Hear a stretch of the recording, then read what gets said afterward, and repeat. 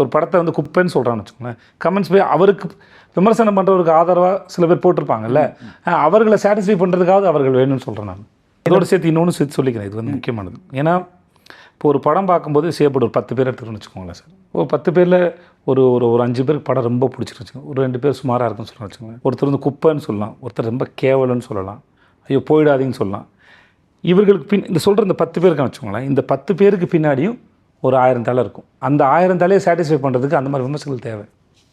இப்போ ஒரு படத்தை வந்து குப்பைன்னு சொல்கிறான்னு வச்சுக்கோங்களேன், கமெண்ட்ஸ் போய் அவருக்கு விமர்சனம் பண்ணுறவருக்கு ஆதரவாக சில பேர் போட்டிருப்பாங்கல்ல, அவர்களை சாட்டிஸ்ஃபை பண்ணுறதுக்காவது அவர்கள் வேணும்னு சொல்கிறேன் நான்.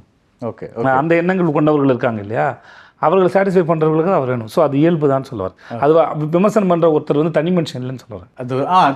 அது ஒரு எனர்ஜின்னு சொல்ல வரேன்.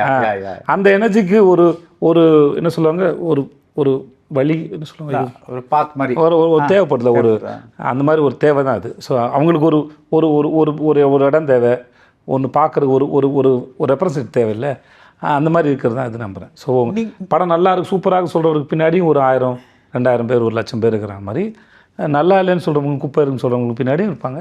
அவங்களையும் அதை சாட்டிஸ்ஃபை பண்ணணும்னு சொல்கிறேன். சொசைட்டியோட இயல்பு. EVP Trade and Convention Center, Poonamalai, biggest event destination, 8,000+ parking.